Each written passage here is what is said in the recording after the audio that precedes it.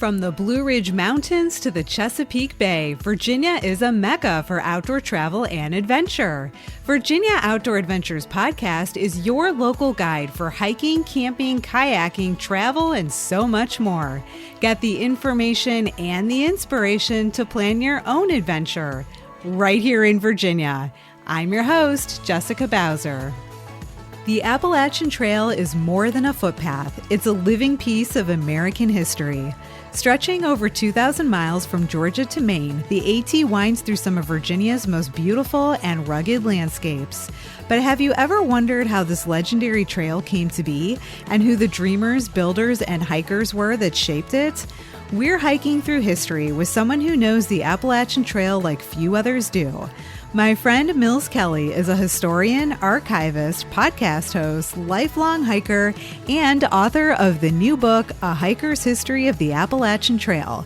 His book captures the AT's history not just as a collection of facts and dates, but as a human story about purpose, adventure, and our search for meaning in the mountains. Mills shares fascinating stories from the trail's early days and how it has changed over the past century. And when you think about how far we've come, from hikers in wool suits carrying canvas packs filled with fresh produce, to today's ultralight gear and freeze-dried meals, it's amazing to see how the trail has evolved right alongside us. Mills reminds us that the AT wasn't built for heroic end-to-end treks, but for ordinary people to breathe easier and feel a little wilder for a few hours or a few days. That simple idea still shapes lives, towns, and trail culture across Virginia and beyond. The story of the Appalachian Trail is as much about the people and their experiences as it is about the path beneath their feet. So join us as we hike back through time on the world's most iconic long-distance trail. Let's go. This is part 2 of a 2-part episode. Virginia Outdoor Adventures is sponsored by Breaks Park and Heart of Appalachia. Known as the Grand Canyon of the South, Breaks Park is a hiking destination in the heart of Appalachia. You'll find trails for every skill level, featuring geologic wonders, canyon overlooks, stream crossings, and abundant wildlife. Stay close to the adventure with lodges, cabins, and campgrounds inside the park.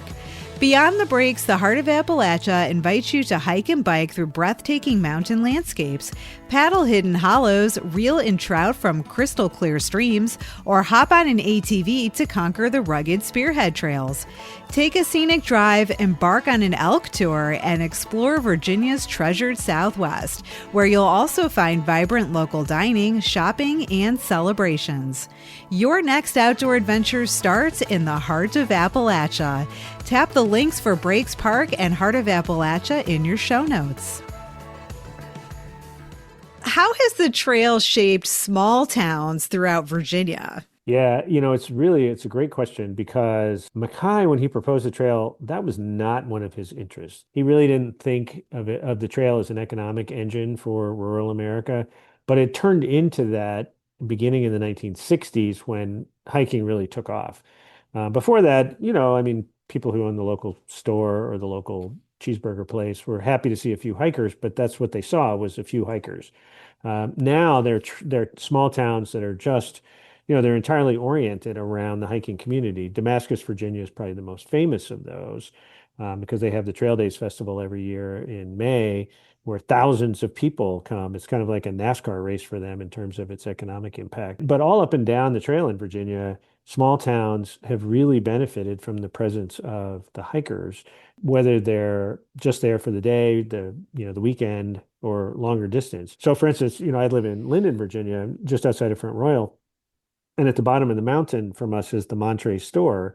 And it's just a little tiny store. And but if you go in, you can tell that they're set up for the hikers because you can buy Pop-Tart sleeves of Pop-Tarts, not a whole box of Pop-Tarts. You can just buy an individual sleeve, and you can buy oatmeal packets, not like a whole box of instant oatmeal packets. And they have painted on the back of the building, like, Appalachian Trail. And they have on Friday nights, they often have a bonfire out back to encourage the hikers to come. And it's just about a mile from the trailhead. So it's a popular little stop. And you've been to that that intersection, there's like nothing there except there's like a vegetable stand across the street and a post office, and that's it.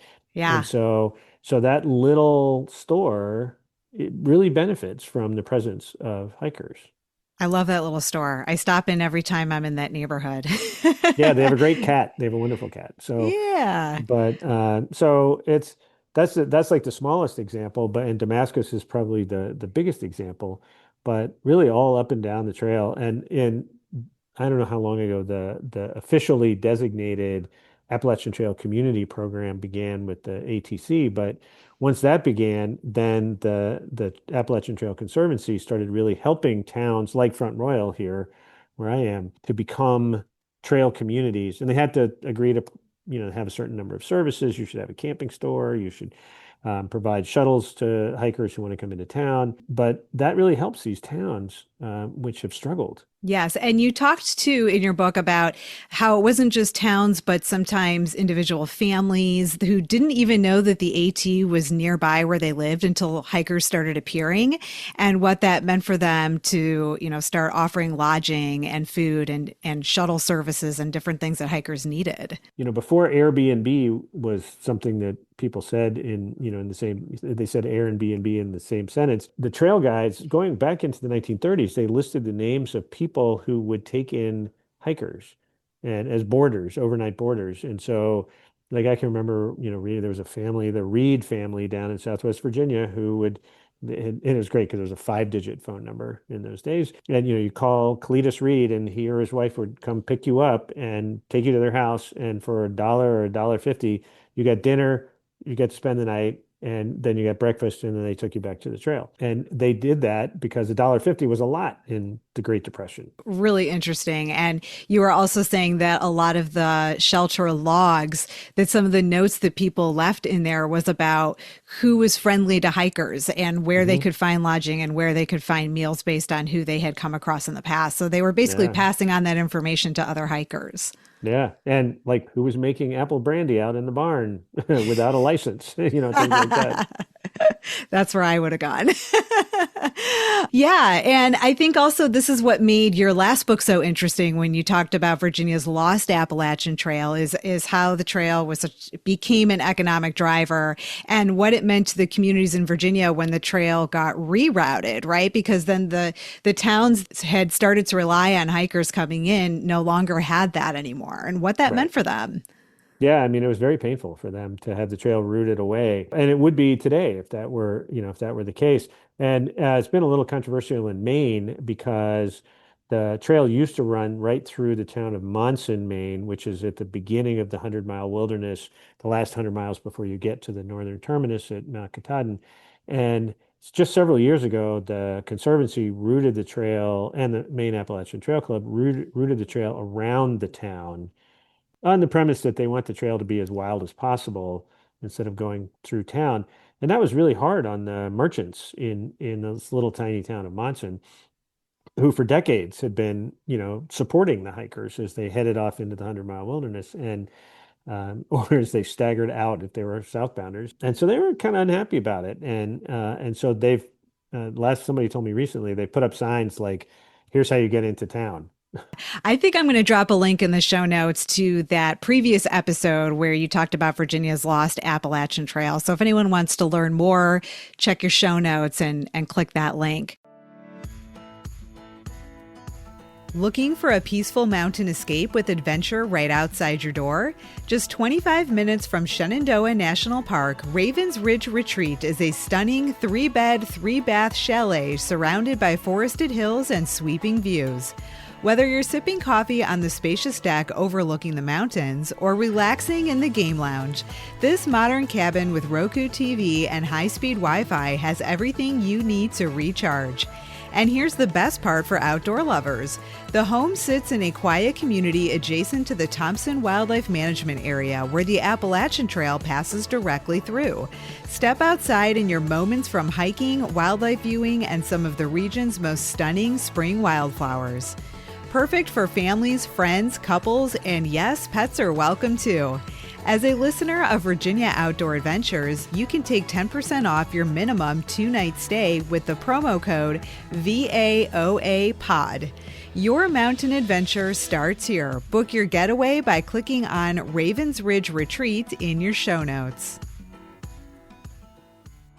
I would love to talk about how folks can get on the AT and, any tips and advice you have there. But before we do, I want to take just a couple of minutes to discuss how the AT became a cultural icon and its current challenges, but in particular, how hikers can give back or even pay it forward today. So today we think about the AT as a global icon and people from around the world come to hike it. So what do you think has driven its rise in popularity?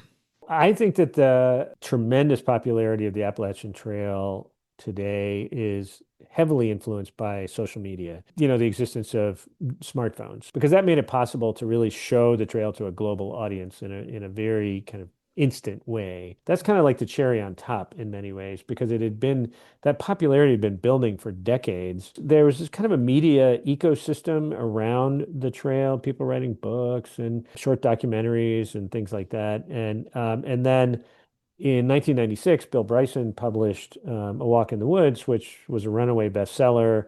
And that really brought the trail to the attention of a much larger audience. And then, Robert Redford made a movie about it. Terrible movie, but they made a movie about it, and that expanded the knowledge of the trail even more. And has been this kind of media ecosystem around the trail over the years. And and some famous hikers like Emma Gatewood, Grandma Gatewood, they bring a lot of attention to the trail, and so it's just been kind of building over time. What's especially interesting about the Appalachian Trail is that it's the only national park that is run entirely by volunteers. Yeah. I mean, there is a superintendent, a National Park Service superintendent of the park, because every national park has a superintendent, and there are count them, two law enforcement rangers for the whole 2,197 miles. Amazing. Which also tells you it's a very safe place because they only need two. As a shelter maintainer, we have to abide by various Park Service regulations and about building codes and things like that.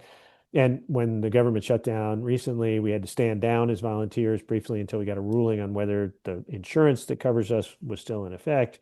It was, so we could go back to volunteering. So it is a relationship with the federal government, but the Appalachian Trail Conservancy loosely coordinates, really is a better way to put it, 30 plus trail clubs who each have a section of the trail that they take care of. So there are thousands and thousands of people every year who volunteer on the trail and tell their friends about it. And they're proud of that service. So that really helps a lot too. Earlier, you mentioned that places like McAfee Knob here in Virginia were dealing with overcrowding and littering, and we still see those problems today. So what can be done to balance access with preservation? Yeah, that's a constant debate. It's been a debate in the Appalachian Trail community since the 1970s, really.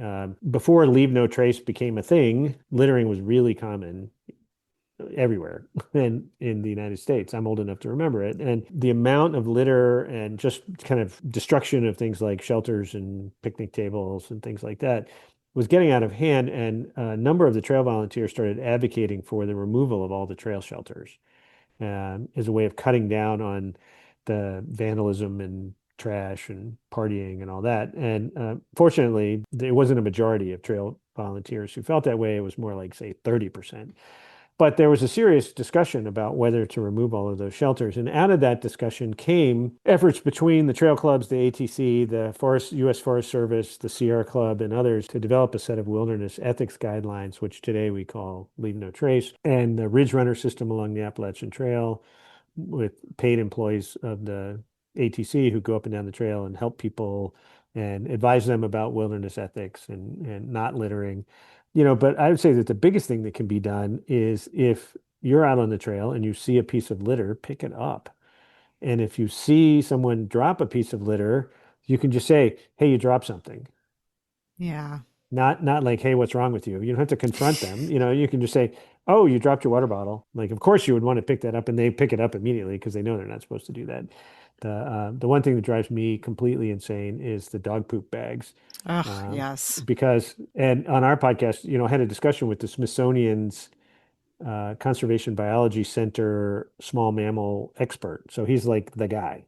And Hmm. he's works for the National Zoo and the Smithsonian. He knows it all. And asked him, I said, is it okay to take a stick and just flick your dog's poop off into the woods? And he said, absolutely it is. It's totally fine. The dogs don't transfer pathogens to other mammal species. So yeah, just flick it off, which is better than taking your little green dog poop bag, filling it up, and then setting it down on the trail, which is what people do Yes. because Oh, they believe that there is a poop bag fairy very right. that flies down the trail every night picking those things up, which there isn't. So Yeah, and who yeah, wants to be the volunteer picking up dog poop of all things? other people's dog poop, it's bad enough to pick up, like I hate doing it with my own dogs. It's worse if it's somebody else's dog. So, but so really, if you see somebody like fill up their little dog poop bag and set it down, you can say, well, there's not a poop bag fairy. And so, but really, just if you see a piece of litter, just pick it up. It's just not that hard. It makes a big difference. It all adds up. Everything you pick up is one less thing that other people have to deal with. Adventure seekers will find endless opportunities in Grayson County, where many of Virginia's iconic trails and landmarks excite hikers, cyclists, paddlers, and happy campers alike. Imagine this: you're hiking on one of the most scenic sections of the entire Appalachian Trail through the George Washington and Jefferson National Forests. Summiting Mount Rogers or White Top Mountain, the two highest peaks in Virginia, or strolling through the valley of Elk Garden, where the now extinct eastern elk once roamed. Or maybe your perfect day is on the water. Grayson County is home to the New River, one of the oldest and most scenic rivers in the world. Enjoy a leisurely Class 1 float with the family or adrenaline-packed Class 3 rapids. Navigate the waters using the New River Float Calculator to plan your trip. The app factors flow rate, water levels, weather conditions, vessel type, and more to calculate flow times from point A to point B. Prefer two wheels? You won't want to miss the Grayson Gravel Traverse, a 72-mile mixed-surface gravel bike route that connects the Virginia Creeper Trail and New River Trail over well-maintained and remote roads, featuring a variety of challenging climbs in the foothills of Virginia's highest peaks. This overlooked gem of Virginia presents some of the best gravel cycling in the state, mostly unridden and undiscovered. After a day of adventure, there's nothing like gathering round a campfire under a sky filled with stars. Grayson County offers plenty of spots to pitch a tent, like the New River Campground, or cozy up in a rustic cabin at the Buck Wild Reserve. Discover why Virginia is for outdoor lovers. Start your Grayson County adventure at the historic 1908 Courthouse and Visitor Center, or learn more in episode 81, Virginia's Adventure Towns, featuring Freeze, Grayson County's hidden gem on the New River.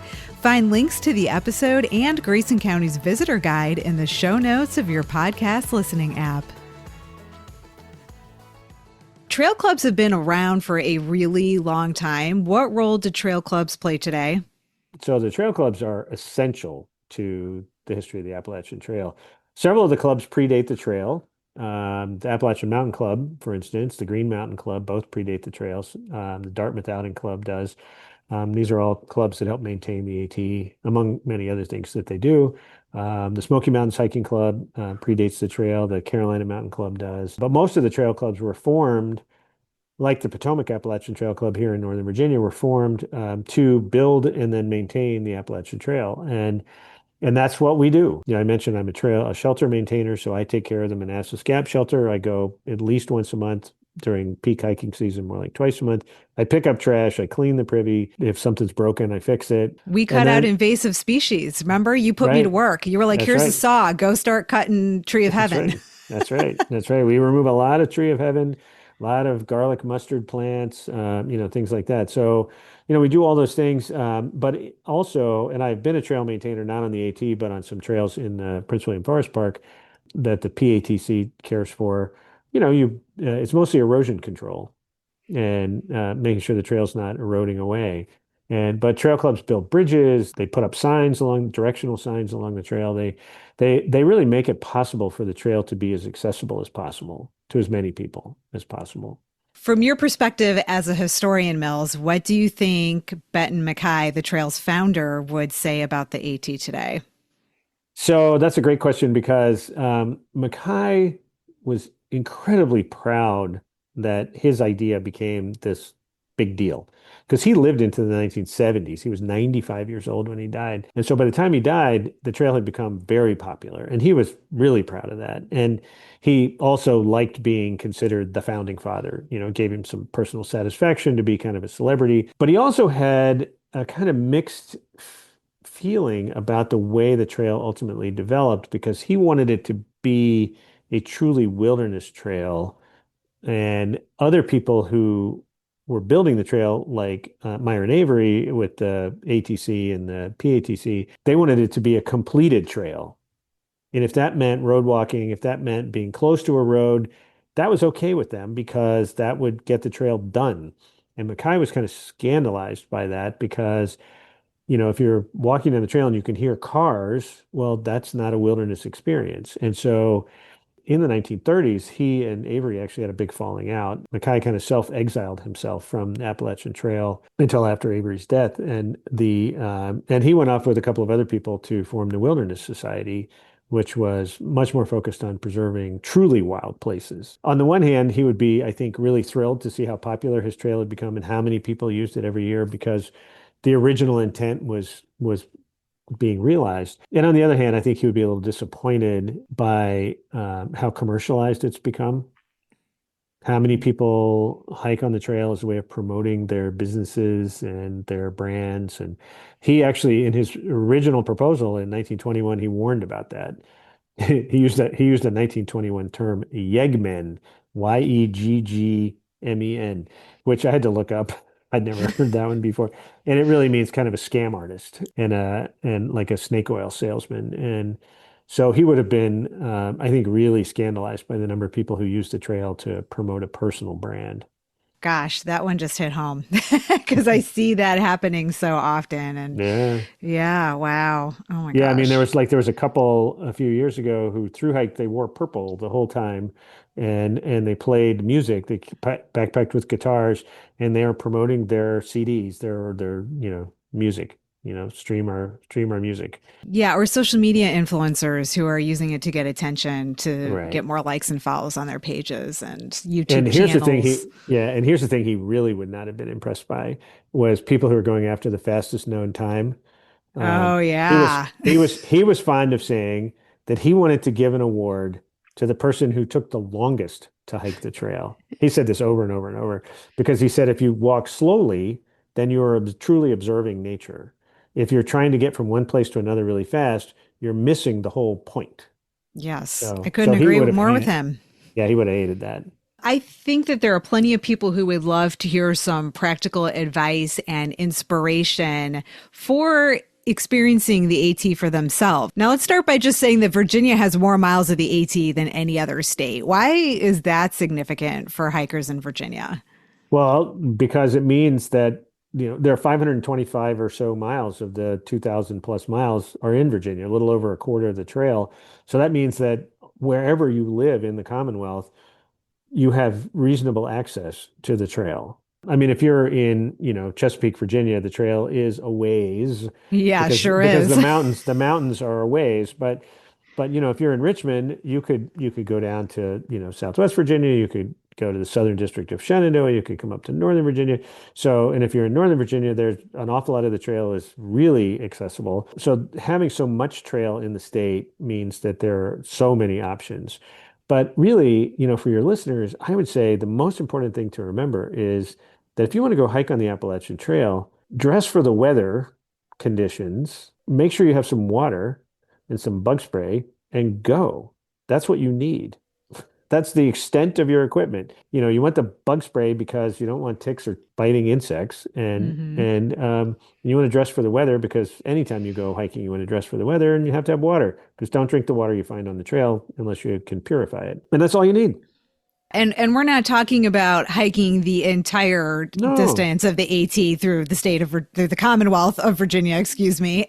Like this was meant to be accessible to everybody for day hikes, a couple of hours, for example. Sure. Like it doesn't need to be a section hike. Yeah.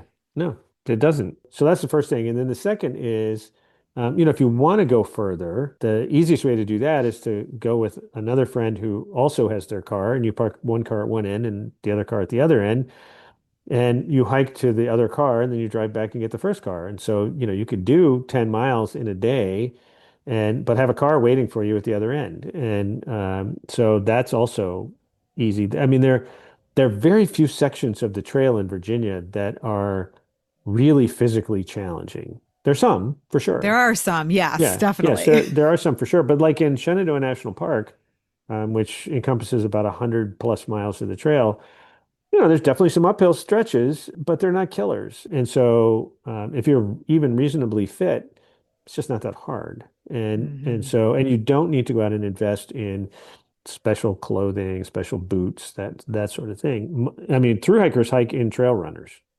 They don't Yeah, wear boots. many. They don't wear boots, and they just mostly wear trail runners. So I see people hiking in Tivas. So it's you really don't need super specialized equipment, and the trail is just really inviting in that sense.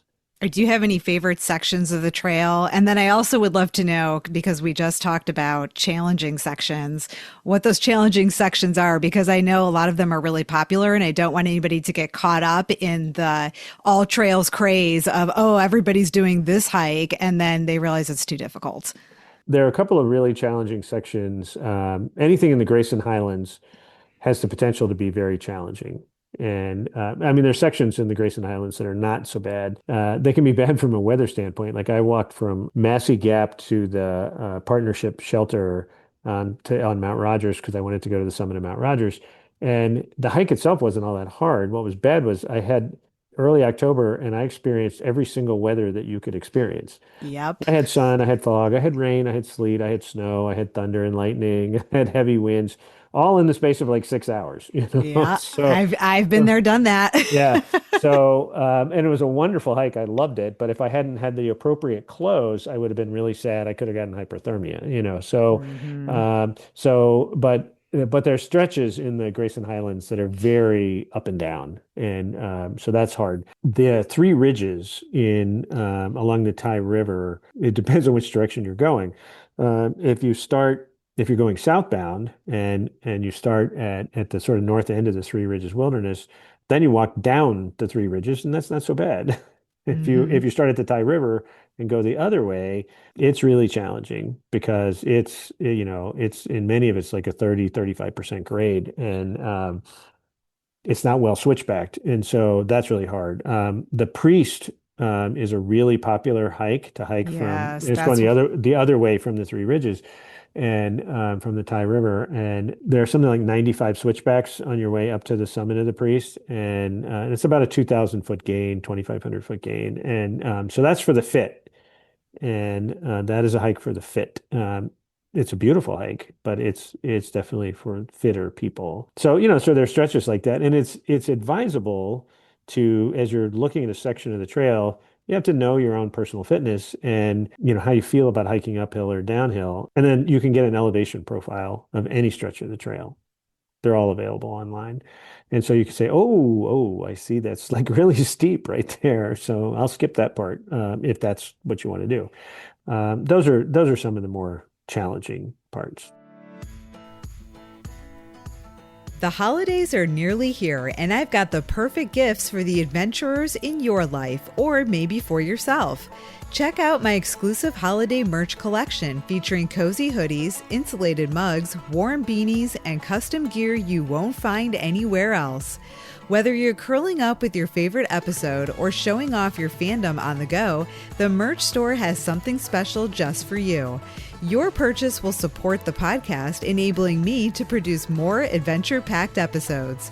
Shop now by clicking on Virginia Outdoor Adventures merch store in the show notes of your listening app. Hurry, orders must be placed by December 10th for holiday delivery. Now, you, Mills, are fond of solo hiking, I happen to know. What advice would you give to solo hikers, especially those exploring the AT for the first time? Yes, I love to hike by myself. For me, it's a kind of meditation, and my wife worries about that because I'm a little klutzy and I fall down, and she's always worried I'm going to fall and like break a leg or something. I love the And way I you walk. It's so enjoyable to walk behind you and like just watch your gait. It's so interesting. I don't lift my feet as much as I should, and so I trip over things. But what I tell my wife all the time is that, with the exception of a couple of stretches of the AT in Virginia down in the South, the Appalachian Trail is really a highway, and there are lots and lots of people out there. And so, if I did fall and break a leg, probably within a couple of hours, and no matter what, within 24 hours, somebody would walk by and find me. And so, but also, most of the trail now has cell coverage, most of Mhm. the trail. And there are plenty of sections that don't. Even in Shenandoah National Park, there are a few stretches that don't, like the face that face the east face of the mountains in Shenandoah National Park, especially around Madison County. There just aren't cell towers down below. And so you don't get cell service on the east side of Skyline Drive. But if you cross over to the west side of Skyline Drive, then you're picking up all the cell towers in the Shenandoah Valley. And so you have great service, like, Mhm. like you're in Northern Virginia. So cell phones work generally really well too. But the other thing is, and this is really important, is that if you're going to go hike by yourself, tell someone what route you're going to take and then stick to that route. Mhm. Many's the time that I've been hiking by myself that I saw what looked like a much more interesting route that I wanted to take, but I had told either my wife or my kids, this is the route that I'm going to be on. And so I didn't deviate. I just made a note that the next time I go here, I want to go the other way. That way, Absolutely. if you don't show up, they know where to look for you. I know that you and I both believe that making connections with nature and in this case with the trail is super important for all of us today and making connections even from the past to the purpose of the trail today. So in your book, you write about the AT as a place where people find solutions to whatever ails them. What does that mean to you personally? I'm retired now, so my life is a lot less stressful than it was up until February of this year. But I mean, I've had a lot of different kinds of jobs that were pretty stressful, and so for me to be able to go out into the forest and just decompress has been essential. And whether it was here, along the Appalachian Trail, or we've lived in a variety of different places where I had to go find parks to do that. The Japanese have this concept of forest bathing, Yep. and which you would think is like, oh, it's Japanese, so it's an ancient thing, but it's not. It's a much more recent phenomenon. There's a lot of work in cognitive science to show that forest bathing actually does what people think it does, which is it reduces your stress levels. It, just sort of calms you in general. It leads to sort of better cardiovascular health. It's just, in general, it's just really good for you. And Hmm. so that's what it's meant for me. For a lot of people, especially long distance hikers, going out on the Appalachian Trail was also an opportunity to either redefine themselves, become a different person than the one they were, or to manage a life transition. And my friend Dips, who I mentioned before, in her case, it was a recent divorce. She had to kind of figure out, like, who am I going to be now? And she didn't want to be a different person, but it was more like, how am I going to navigate the new version of my life? And it really helped her with that. And other people, it's they've retired, or they've lost a job, or they've had a death in the family, or whatever. And in the case of Earl Schaefer, the first through hiker, he lost his best friend in the Battle of Okinawa. He was killed in a foxhole a few feet away, and Schaefer couldn't get over it, and he tried a variety of things, and that was before we had the idea of PTSD, but for sure that's what he had, and he finally decided that what he was going to do was, as he put it, walk the war out of my system. He decided to start walking in Georgia and walk to Maine, and he figured by the time he got to Maine, he would be better, and he was. Hmm. He wasn't cured, but he was better. And this was So, before Forrest Gump came along too. right, So right. Nobody was thinking about that Right. then. Yeah. Yeah, but this concept of redefining yourself or Hmm. setting personal challenges and goals that you can conquer and what that means for your mental health and your physical health, it's significant for a lot of Yeah. people. So you have been studying and hiking the AT for many, many years. What continues to draw you back to the trail? Well, for me, I mean, it's just been so much a part of my life since I was young, but it was, and I would say, I had kind of on the one hand, I had a very stable childhood. My parents stayed married forever. They were married 59 years. We lived in the same house pretty much my whole life. So outwardly pretty stable, but inwardly it wasn't so stable. My mother had narcissistic personality disorder. My father drank and traveled and so my home, and I was an only child, so I kind of got the brunt of all of it. And so going off into the forest was a way to get away from all of that craziness in the house. And so the woods became my happy place where none of that mattered. And my parents were very loving. They just had their own problems. So the forest was, like I say, it was my happy place, and it has maintained that status in my life. So if I lived on the West Coast, I'd be hiking, the Colorado Trail or the Pacific Crest Trail or something else. I just really it just gives me peace, and so that's what keeps bringing me back. Mills, in your opinion, how can history deepen our appreciation for the trail that we hike today? The Appalachian Trail is a trail that runs through a part of Virginia that has been inhabited for thousands of years. It's very difficult to find evidence of the indigenous presence along the trail. I mean, you really would have to be an expert to find it. However, most of those old abandoned roads that we talked about earlier, many of them, maybe not most, but many of them were laid down by colonial settlers over old indigenous trails because indigenous people were really good at picking out a route for a trail that was sheltered from the weather and took advantage of the contours of the land. And so a lot of the trail that we walk on today is on top of old roads built by colonial settlers, which were built on top of paths carved out thousands of years ago by indigenous people. So as you're walking on the trail, you can think about it in that sense that there are all these layers of history that you're walking through.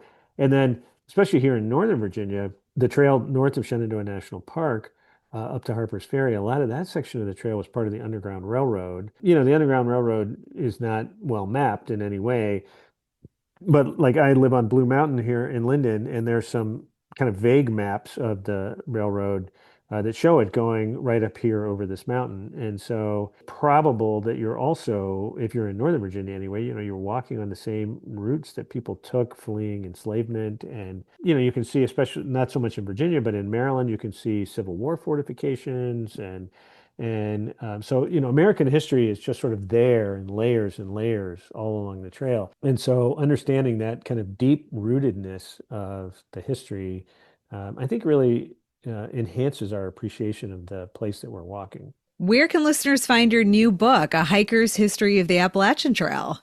It is everywhere you might want to look for a book, all the online platforms and that kind of thing. But I will say that I am a huge supporter of women-owned independent bookstores in general, and I'm especially a fan of women-owned independent bookstores. And so if you go to my website, millskelly.net, I have on the homepage links to three different bookstores that I happen to love.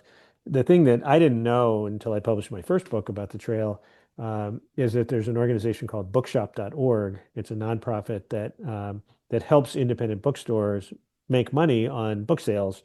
And so if you have an independent bookstore in your community that you patronize, that you support, just go to bookshop.org and search the name of that store, and it will take you to their quote unquote shop on the platform. And then you search Hiker's History of the Appalachian Trail. And when you purchase it, they actually get a lot of the sale price and from that. And I'll say I get like 25 cents more than I would get if you bought it through Amazon. So not a ton more, but a little bit more. And It all adds up, right? it all adds up. Yeah. So, but mostly what's really important about that is supporting our independent bookstores. I just recently became familiar with that website because another one of my guests who talked about mushroom foraging, she has a book that just came out and she recommends it too. So I started looking on there. I'm like, this is fantastic. Yeah. Like Oh, yeah. it's sometimes hard to get to your independent bookseller. Like you have to make the extra trip and, maybe there's not one nearby, depending on where you live. Hmm. You can hop right on there and you're still Yeah. supporting those small local shops. Right, right. And it could be a shop that, you used to go to when you were a teenager and it's still there, in a part of the state that you used to live in and or a part of the country. And so, yeah, bookshop.org is one of my most favorite platforms. And becoming mine too. How else can listeners connect with you? I'm, of course, all over social media. Instagram is probably the best way. I'm tkelly7029 on Instagram. That was what was available when I set up my Instagram. So tkelly7029. On Facebook, I'm there under Mills Kelly, and then on my website, millskelly.net. Those are all the best ways to find me. And is your podcast still available? It is. So our podcast, the Green Tunnel Podcast, which has 50 episodes on the history of the Appalachian Trail, is still fully available. We finished the show. We did kind of the whole history, and then we stopped, and last year. And so you can just search the Green Tunnel Podcast on any of the podcast platforms you might use, and it's easily findable. Or the website for the studio where it was produced is R2, like the number R and the number 2, studios.org. Fantastic. We'll put links to all of those things in the show notes so people can find them easily. Mills, thank you so much for coming back on Virginia Outdoor Adventures to talk about your love and passion for the Appalachian Trail. I wonder how many other people have as much knowledge and information about the AT as you have, Mills. Not many. I know one for sure, Brian King, who was the longtime publicist of the Appalachian Trail Conservancy. He still knows about 10 times more than I do, but I'm getting up there. Well, I think we are super lucky to have you here in Virginia. Thanks so much. And thanks so much for having me on the show. It was a real pleasure. Absolutely. Thank you for being a guest. Adventure on. Virginia Outdoor Adventures is inspired by and supported by listeners like you, which is why your messages and feedback mean so much to me. You can text me directly by clicking on Send Jessica a Text Message in your show notes. I answer questions, respond to comments, and share your feedback on the show. Never miss a new episode. Sign up for my email newsletter and receive my listener resource guide with the top podcast episodes, a Virginia Outdoor bucket list, and exclusive brand discounts for my listeners. Click on newsletter sign up in your show notes or visit virginiaoutdooradventures.com. Thanks for listening. Until next time, adventure on.